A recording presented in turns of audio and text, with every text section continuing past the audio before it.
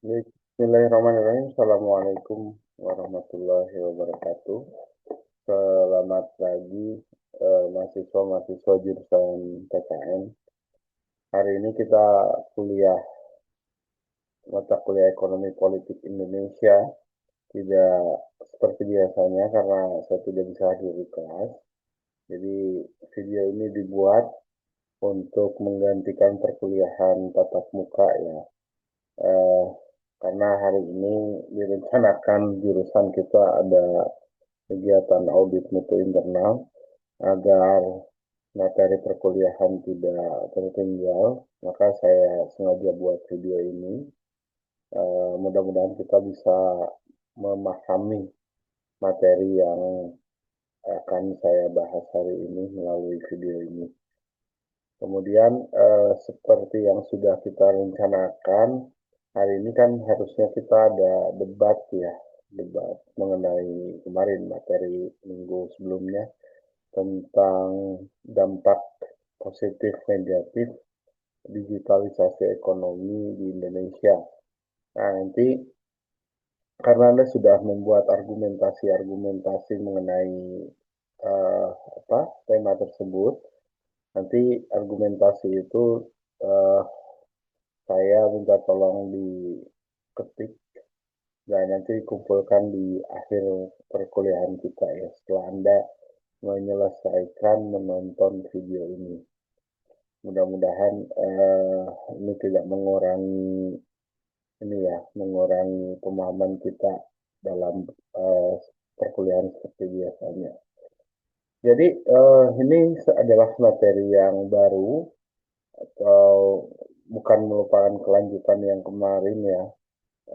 Kalau kemarin kita bicara tentang bagaimana Indonesia sebagai sebuah negara yang berkembang bisa memanfaatkan teknologi digital dalam rangka upaya meningkatkan perekonomian masyarakat. Nah, ini kita agak bergeser ke dunia internasional bahwa kegiatan-kegiatan di dunia internasional ini ada kaitannya dengan perekonomian di negara kita.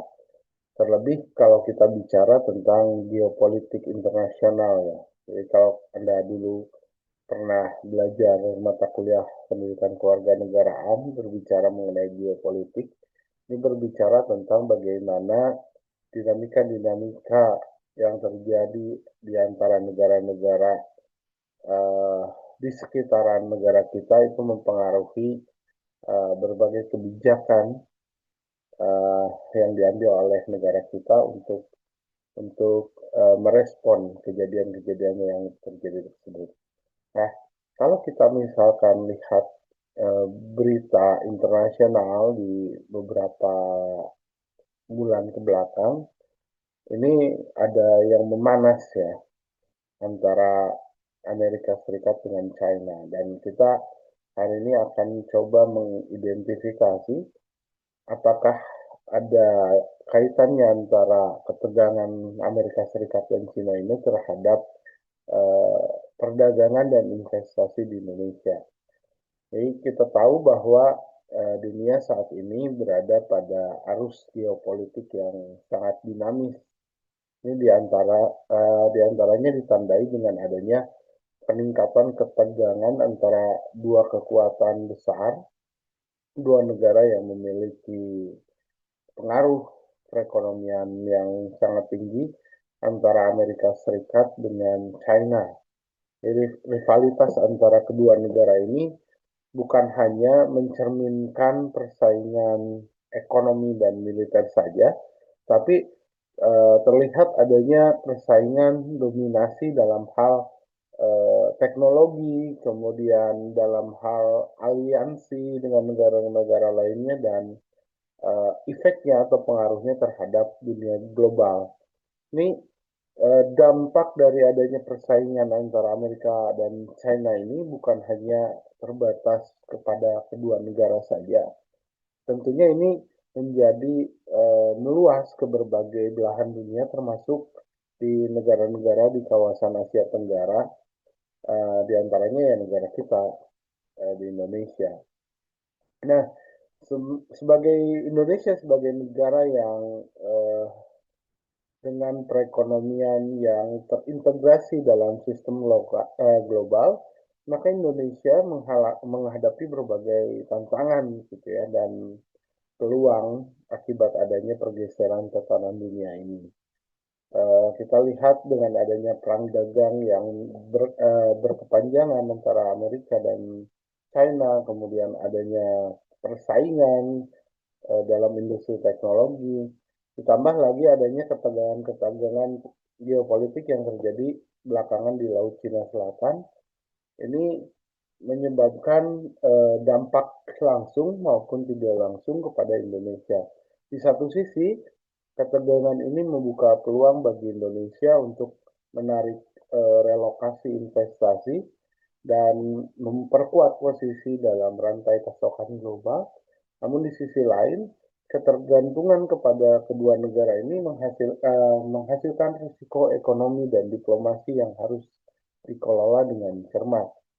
Kita lihat sebetulnya apa sih sebetulnya yang menjadi faktor utama yang memicu ketegangan antara Amerika dan China ini.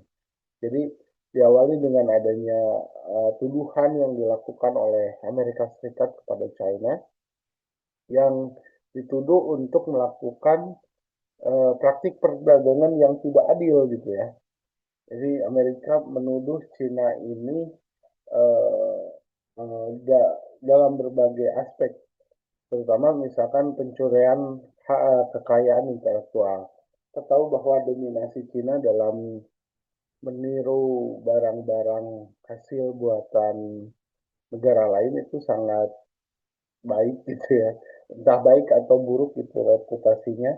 Yang jelas China ini mahir sekali dalam menduplikasi teknologi yang dikembangkan di negara lain.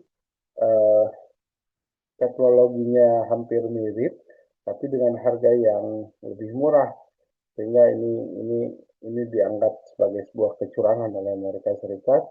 Kemudian dituduh lagi China ini melakukan subsidi industri dalam negeri dan atas tuduhan itu kemudian Amerika Serikat memberlakukan tarif-tarif yang tinggi gitu ya terhadap barang-barang yang datang dari China.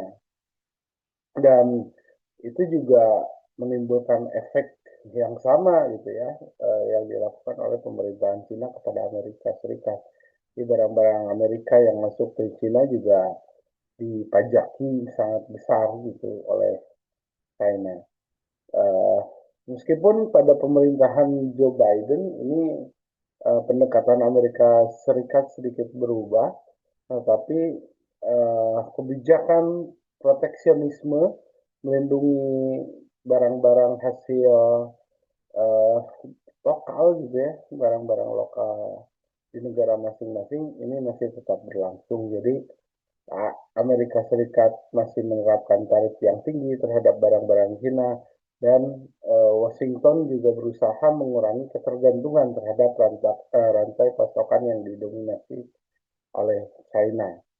Kemudian uh, ini juga persaingan teknologi dan dominasi inovasi. Kita lihat bahwa teknologi ini menjadi arena pertempuran utama di dalam persaingan Amerika lawan Cina gitu ya. Jadi Amerika ini terlihat khawatir bahwa dominasi Cina dalam teknologi canggih ini kayak misalkan pembuatan kecerdasan buatan atau AI, kemudian barang-barang semikonduktor seperti pembuatan chip dan lain-lain serta jaringan 5G itu dapat mengancam ya kepentingan strategisnya. Kita bisa ambil contoh misalkan kasus Huawei. Nah, itu pernah ramai juga gitu ya. Kasus Huawei ini di Amerika Serikat pernah melarang perusahaan teknologi Cina pada saat itu Huawei ya untuk mengakses pasar Amerika Serikat dengan alasan keamanan nasional pada saat itu. Kemudian ada juga pembatasan pengeksporan ya kalau dari Amerika Serikat diekspor jadi Amerika Serikat itu mencoba membatasi ekspor chip canggih ke China guna menghambat perkembangan teknologi militer dan AI China. Dan kemudian juga ada eh, keamanan cyber ya. Ya, Amerika Serikat menuduh China melakukan spionase cyber terhadap perusahaan dan lembaga pemerintahan di Amerika Serikat.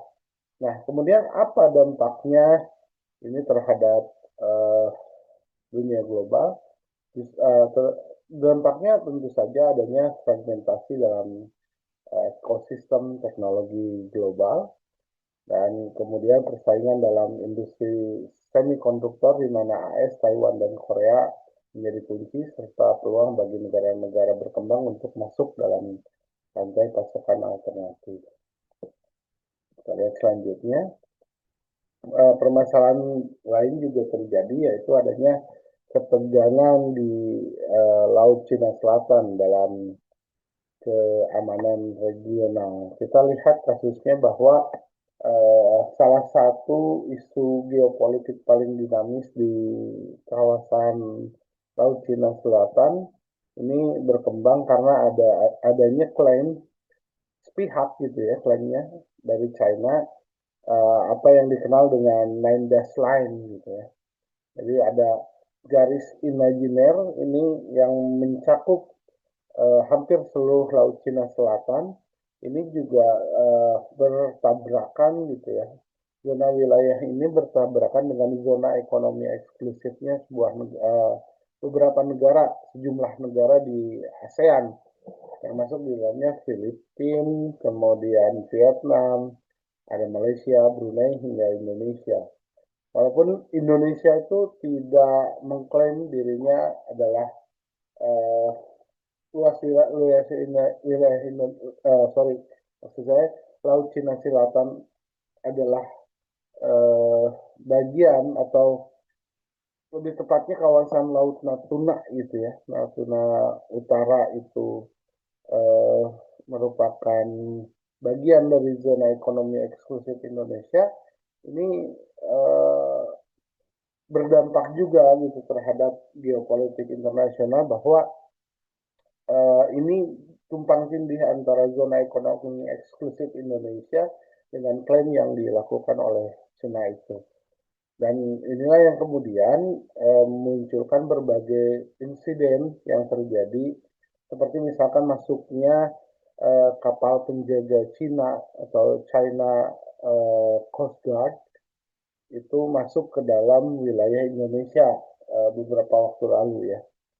Kemudian di sisi lainnya, gitu ya, kalau kita bandingkan dengan Amerika Serikat, ini Amerika Serikat ngambil posisi yang tegas bahwa dengan menyatakan bahwa klaim China ini tidak memiliki dasar hukum internasional. Jadi tetap saja Amerika Serikat mengacu kepada United Nations Clausule Law of the Sea atau UNCLOS bahwa laut itu tidak boleh ada yang apa memiliki gitu ya. Nah, bagaimana posisi Indonesia dengan adanya kasus-kasus seperti ini? Indonesia ini sebetulnya sekarang ini menghadapi dilema strategis gitu ya. Kenapa dilema? Karena di satu sisi gitu Indonesia itu perlu menjaga hubungan baik dengan China sebagai mitra dagang gitu ya. Eh, dan investor tentunya karena banyak juga investasi yang dilakukan oleh China di negara kita. Namun di pihak lain juga Indonesia juga butuh keterlibatan Amerika untuk menjaga keseimbangan kekuatan di kawasan dan memastikan kepatuhan terhadap hukum laut internasional. Jadi dilema ini semakin berat karena menyangkut kedaulatan maritim Indonesia di Natuna Utara. Indonesia harus terus menegaskan bahwa batas-batas zona ekonomi eksklusifnya adalah sah gitu ya berdasarkan UNCLOS tadi United Nations Clausule Law of the Sea dengan juga tidak menurunkan keamanan dan pertahanan dengan adanya kehadiran TNI Angkatan Laut gitu ya, dan Bakamla tentunya untuk memperkuat kontrol wilayah.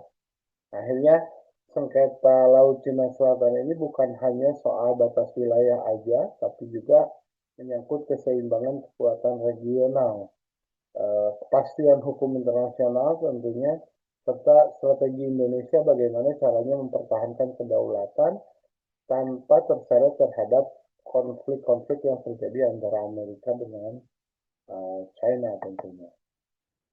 Oke. Nah, kemudian ada juga aliansi dan geopolitik Indo-Pasifik gitu. Dalam dinamika geopolitik saat ini, Amerika dan China tidak hanya bersaing tadi di bidang ekonomi saja, tapi juga Amerika dan China gencar melakukan aliansi dan jaringan keamanan global. Ini langkah kedua negara ini menciptakan konfigurasi atau kekuatan baru yang sangat menentukan arah keamanan dan stabilitas di kawasan Indo-Pasifik.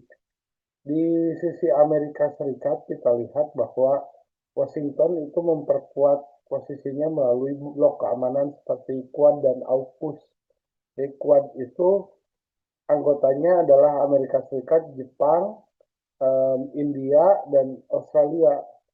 Nah, dia membentuk Quad eh, yang berfungsi sebagai forum strategis dalam menjaga stabilitas di Indo-Pasifik, terutama dalam menghadapi ekspansi pengaruh Cina. Jadi melalui dengan adanya Quad ini, negara-negara anggota yang negara-negara anggota tadi bekerja sama dalam isu maritim, keamanan cyber, pembagian teknologi, hingga pembangunan infrastruktur di negara Asia. Selain Quad juga Amerika Serikat ini membentuk AUKUS. Ya, AUKUS ini adalah aliansi pertahanan antara Australia, Inggris, dan Amerika Serikat. Ya. Salah satu simbol penting dari AUKUS itu adalah bantuan Amerika Serikat kepada dan Inggris kepada Australia untuk mengembangkan kapal selam bertenaga nuklir. Nah, ini langkah ini secara langsung itu memperkuat posisi militer Amerika Serikat di kawasan dan sekaligus menjadi sinyal strategis bahwa Amerika Serikat serius gitu ya dalam menjaga keseimbangan kekuatan di wilayah Indo-Pasifik. Nah, untuk merespon perkembangan ini, China juga tidak tinggal diam gitu ya. Jadi Beijing itu mencoba memperkuat hubungan strategis dengan Rusia, baik dalam bentuk kerjasama militer, energi, maupun diplomasi global. Jadi kedua negara ini sering menyatakan penolakan terhadap dominasi Amerika Serikat dan mendorong tatanan dunia yang multipolar. Jadi nggak Amerika sendiri gitu ya yang menjadi negara yang adik kuasa, tapi setiap negara berhak untuk berkuasa. Nah, selain itu juga Cina itu mencoba menguatkan pengaruhnya dengan cara membuat inisiatif global namanya Belt and Road Initiative atau BRI ya. Kalau di Indonesia kan BRI itu bank rakyat Indonesia. Nah, ini Cina melakukan investasi gitu ya secara besar-besaran melalui pembangunan infrastruktur di Asia, Afrika, dan Eropa. Jadi Cina berusaha memperluas jaring ekonomi dan geopolitiknya. Di BRI ini menjadi instrumen penting bagi Cina dalam membangun kemitraan baru, memperdalam hubungan dengan negara-negara yang berkembang, termasuk di dalamnya Indonesia, kemudian serta menantang pengaruh tradisional Amerika Serikat. Nah, keseluruhan dinamika ini menunjukkan bahwa persaingan Amerika Serikat dan Cina ini tidak hanya bersifat bilateral saja antara dua negara, tapi telah berkembang menjadi persaingan yang bersifat blok gitu ya, yang melibatkan banyak negara dan mempengaruhi stabilitas internasional. Jadi kalau misalkan ada konflik antara dua negara ini, akan banyak negara yang terlibat tentunya. Nah, konstelasi kekuatan baru ini menuntut negara-negara seperti Indonesia itu untuk bersikap secara cermat. Jadi kita juga harus membangun kemandirian politik luar negeri, gitu ya, dengan mempertahankan peran strategis di tengah rivalitas antara dua kekuatan besar di dunia. Dan selanjutnya, eh, apa kemudian implikasi dari rivalitas Amerika Serikat dan China ini? Jadi sebagai negara yang memiliki hubungan ekonomi yang erat baik eh, dengan Amerika Serikat maupun dengan China, Indonesia ini memiliki berbagai dampak ya terhadap ketegangan ini. Yang pertama tentunya ada peluang gitu ya, ada peluang dan kemudian ada tantangan dalam perdagangan. Yang pertama itu ada diversifikasi pasar. Jadi dengan adanya atau meningkatnya tarif Amerika Serikat terhadap China, ini beberapa perusahaan mencari alternatif pemasok gitu ya dari ASEAN, jadi termasuk di Indonesia. Artinya Amerika akan mencari atau China juga akan mencari uh, pemasok gitu ya di negara-negara Asia Tenggara termasuk di dalamnya Indonesia. Sehingga ini menjadi peluang bagi negara kita untuk bisa ikut bersaing dalam perdagangan internasional. Yang kedua, adanya ketidakpastian rantai pasokan, di mana perubahan rantai pasokan ini akibat perang dagang menciptakan peluang sekaligus tantangan bagi industri manufaktur di Indonesia. Yang ketiga, peningkatan ekspor ke Amerika Serikat. Jadi produk-produk Indonesia seperti tekstil, alas kaki, dan elektronik mendapat manfaat dari pengalihan rantai pasokan dari China. Selanjutnya ada investasi asing dan relokasi industri. Jadi ada relokasi manufaktur. Jadi perusahaan multinasional itu akan mencari alternatif di luar China untuk menghindari tarif yang tinggi. Kemudian Vietnam menjadi tujuan utama, tetapi Indonesia juga dapat gitu ya manfaat dalam sektor tertentu seperti otomotif dan elektronik. Kemudian ada juga peluang di sektor teknologi, yaitu pembatasan ekspor semikonduktor ke China dapat mendorong investasi ke negara lain yang memiliki potensi industri teknologi. Kemudian ada investasi China ke dalam proyek infrastruktur. China tetap menjadi investor utama dalam proyek-proyek strategis di Indonesia melalui BRI-nya, seperti pembangunan pelabuhan dan kawasan industri. Nah, apa kemudian resiko keamanan dan ketahanan ekonomi? Tentunya resiko yang paling besar terjadi adalah adanya ketergantungan pada China. Indonesia harus mengelola ketergantungannya pada investasi dan perdagangan di China, khususnya dalam sektor energi dan infrastruktur. Kemudian kita juga harus memperhatikan dinamika kurs dan inflasi karena ketegangan geopolitik ini akan menyebabkan volatilitas nilai tukar rupiah yang akan mempengaruhi stabilitas perekonomian. Kemudian juga ada ancaman terhadap kedaulatan maritim. Tadi konflik Laut Cina Selatan ya, yang mengharuskan Indonesia meningkatkan kembali wilayah maritimnya, terutama di Natuna Utara, untuk menjaga kepentingan nasional. Dan uh, strategi untuk menavigasi rivalitas antara Amerika Serikat dan China, yaitu yang pertama meningkatkan diplomasi ekonomi, kemudian mendorong investasi yang berkelanjutan, memperkuat keamanan nasional dan maritim, dan memanfaatkan digitalisasi dan teknologi. Dan slide yang terakhir, sekian dan terima kasih telah mengikuti perkuliahan kita hari ini. Untuk absensi nanti akan saya sebarkan link Google Form dan ada pengumpulan tugas. Tugasnya itu dari narasi debat yang akan seharusnya kita laksanakan hari ini, silakan nanti diupload via Google Form yang saya sebarkan, dan itu dijadikan apa? Dijadikan presensi untuk hari ini. Terima kasih telah menyaksikan video ini. Sampai jumpa di minggu yang akan datang. Assalamualaikum warahmatullahi wabarakatuh.